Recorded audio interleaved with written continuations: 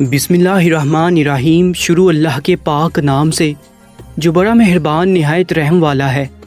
دوستو، آپ اس وقت موجود ہیں اردو میڈیکلز پر۔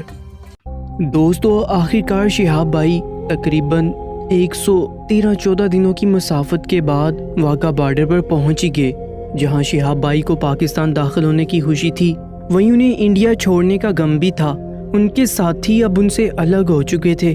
انڈیا کے لوگوں کی ایک بڑی تعداد واگا بارڈر پر صرف شہاب بھائی کو رخصت کرنے آئی تھی، جبکہ شہاب بھائی واگا بارڈر کی جانب بڑھ رہے تھے تو مسلمان ہندو بھی انہیں دعائیں دے کر رخصت کر رہے تھے۔ سب کی آنکھیں اشک بار تھیں کہ ایک عظیم اور اللہ کا نیک بندہ ان کے ملک سے دوسرے ملک میں داخل ہو رہا ہے۔ وہیں پر کچھ لوگ خوش بھی تھے۔ شہاب بھائی نے اپنا اب تک سفر خیر و خیریت سے طے کر لیا تھا۔ کینیڈا سے واگا بارڈر تک کا یہ سفر انہوں نے پیدل طے کیا تھا۔ راستے میں انہیں بہت سے ساتھی ملے، لیکن وہ سب اب یہی رہنے والے تھے۔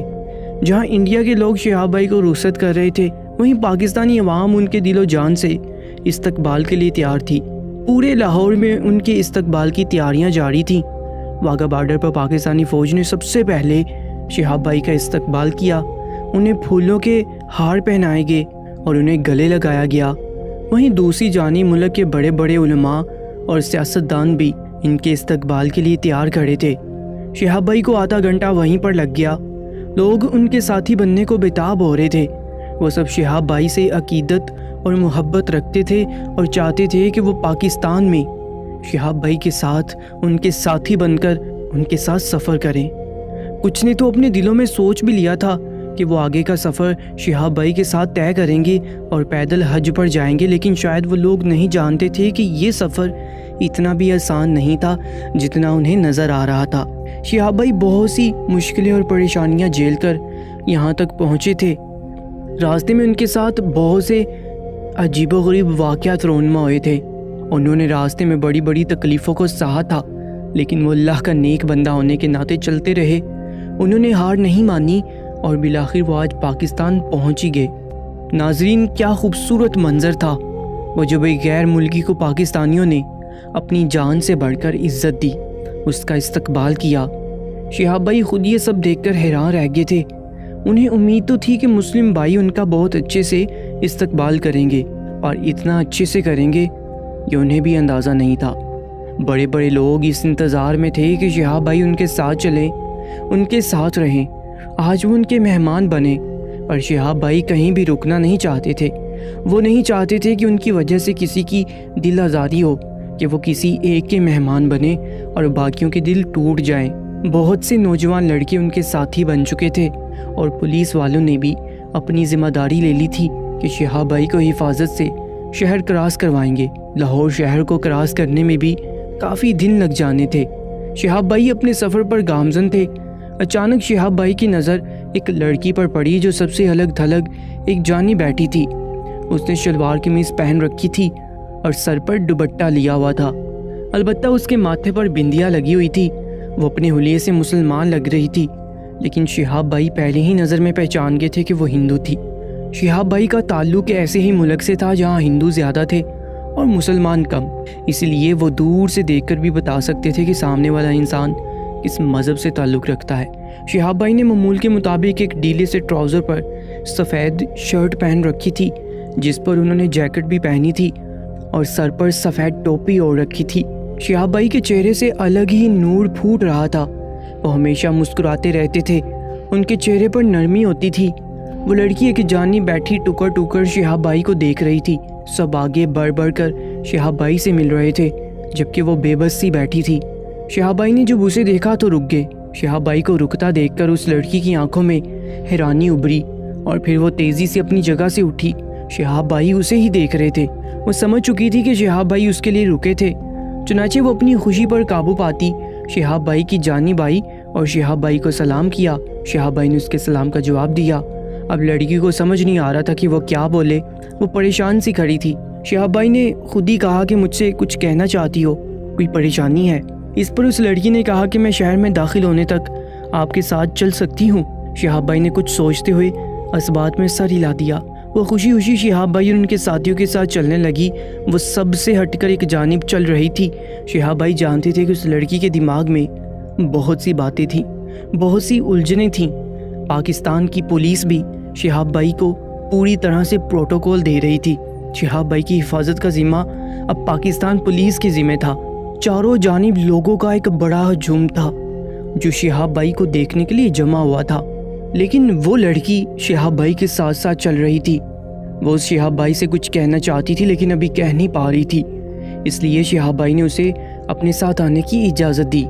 راستے میں شہاب بھائی کو بہت سے لوگ ملے، وہ جہاں سے بھی گزرتے مرد، بچے اور بوڑھے سب ان کے استقبال کے لیے کھڑے ہو جاتے۔ پورا لاہور شہاب چتور جیسے انسان کو اپنی سرزمین پر پا کر خوش تھا۔ بہت عرصے بعد کوئی ایسا انسان سامنے آیا جو اللہ کے گھر سے اتنی محبت رکھتا ہے۔ شہاب بھائی لوگوں سے جیسے بھی مل رہے تھے، جو بھی باتیں کر رہے تھے، وہ لڑکی ایک ایک چیز کو بڑی توجہ سے دیکھ رہی تھی۔ وہ بوڑھے بزرگوں سے مل رہے تھے، ان سے محبت سے باتیں کر رہے تھے۔ ایک پل بھی شہاب بھائی کو یہ نہیں لگا کہ وہ کسی دوسرے ملک آئے ہیں، بلکہ یہاں تو سب اپنے تھے، سب محبت کرنے والے تھے۔ ہر کوئی یہ چاہتا تھا کہ شہاب بھائی اس کے گھر میں رکیں۔ شہاب بھائی کی آمد کا سنتے ہی بڑے بڑے سیاستدان اپنی مہنگی گاڑیاں لے کر آگے تھے، لیکن شہاب بھائی نے یہ کہہ کر انکار کر دیا کہ انہوں نے اپنا سارا سفر پیدل طے کیا ہے، چاہے موسم جیسا بھی ہو، وہ کسی گاڑی میں نہیں بیٹھ سکتے، انہیں اپنا ایک ایک قدم چل کر جانا ہے۔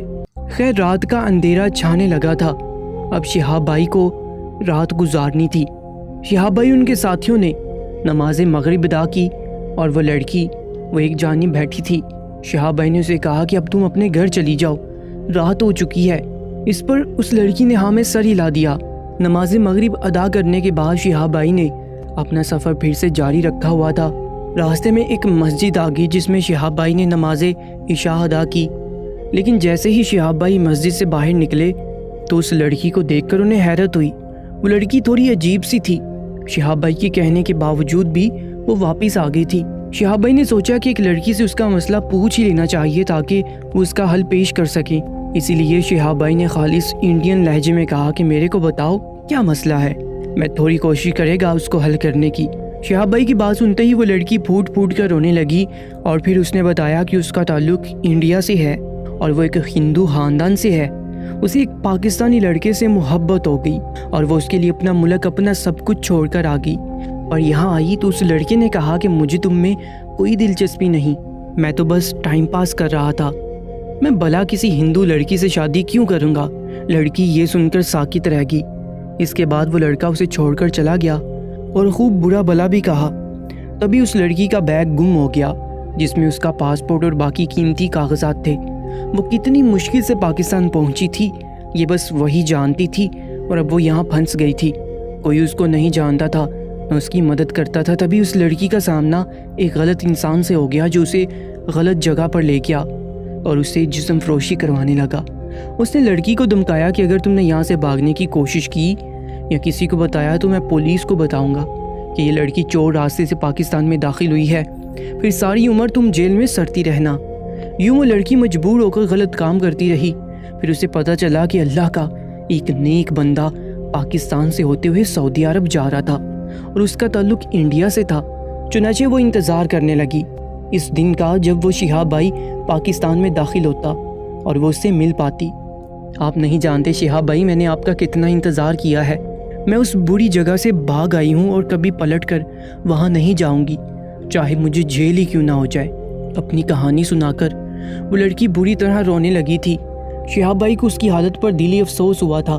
شہاب بھائی نے اس کے سر پر ہاتھ رکھا اور کہا کہ دنیا میں جہاں برے لوگ ہیں وہاں کچھ اچھے بھی ہوتے ہیں، تم میری بہن ہو اور اب میں تمہارا مسئلہ حل کر کے ہی یہاں سے آگے بڑھوں گا۔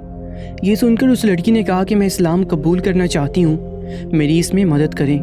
شہاب بھائی نے اس لڑکی کو کلمہ پڑھایا اور مسلمان کیا اور اس کا نام فاطمہ رکھ دیا۔ وہ اب خوشی کے آنسو سے رو رہی تھی۔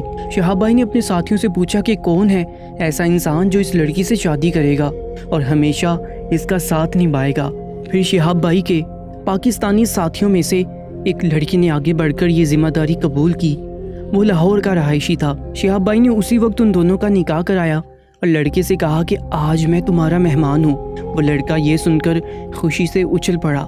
ایک تو اسے شہاب بھائی کے ذریعے نکاح کی خوشی تھی، اوپر سے شہاب بھائی نے اپنی خوشی سے اس کا مہمان بننے کی بات کی تھی۔ وہ لڑکا شہاب بھائی اپنی بیوی اور باقیوں کو لے کر اپنے گھر چلا گیا۔ گھر والے لڑکے کی اچانک نکاح کی خبر سن کر پریشان ہو گئے۔ پھر لڑکی کی کہانی سن کر انہوں نے اپنے بیٹے پر فخر کیا۔ وہ لڑکی بہت خوش تھی، اس کی دلی خواہش پوری ہو چکی تھی۔ وہ شہاب بھائی کے ہاتھوں مسلمان ہو چکی تھی اور اس کا ایک نیک لڑکے سے نکاح بھی ہو گیا تھا۔ واقعی شہاب بھائی نے سچ کہا تھا، جہاں برے لوگ ہوتے ہیں وہیں اچھے لوگوں کی بھی کثرت ہوتی ہے۔ شہاب بھائی ایک دن ان کے گھر مہمان رہے۔ چاروں جانب خبر پھیل چکی تھی کہ شہاب بھائی نے قیام کے لیے ایک عام سے گھر کو چنا ہے۔ کچھ لوگ اس بات پر بہت خوش ہوئے تھے، جبکہ کچھ بڑے لوگوں کو یہ بات پسند نہیں آئی تھی کہ شہاب چتور نے ان کی میزبانی چھوڑ کر کسی معمولی انسان کی قبول کی تھی۔ ویسے بھی ابھی تو شہاب بھائی کا لاہور میں سفر کا آغاز ہی ہوا تھا، ابھی تو بہت سا سفر انہوں نے طے کرنا تھا، اور ایسے لوگوں کو گھمنڈ تھا کہ شہاب بھائی کو بہت جلد ان کی ضرورت پڑنے والی تھی، جبکہ شہاب بھائی اللہ کے سوا کسی سے امید نہیں رکھتے تھے۔ وہ جانتے ہیں ان کے راستے آسان کرنے والا بس وہ ایک پروردگار ہے، اور وہ اس بات پر خوش تھے۔ پاکستان میں پہلا نیک کام جو انہوں نے سر انجام دیا وہ ایک ہندو کو مسلمان کرنا تھا اور دوسرا نکاح کرانا۔ شہاب بھائی بہت زیادہ خوش تھے، اور اگلے دن وہ اپنے ساتھیوں کے ساتھ اپنے سفر پر روانہ ہونے والے تھے۔ دوستو، شہاب بھائی پاکستان میں داخل ہو چکے ہیں۔ ہماری ٹیم شہاب بھائی کے ساتھ ہے۔ جیسے ہی ہمیں کوئی اپڈیٹ ملے گی ہم آپ کو سب سے پہلے بتائیں گے۔ تو مزید اپڈیٹس کے لیے ہمارے یوٹیوب چینل اردو میریکلز کو سبسکرائب کر لیجیے گا۔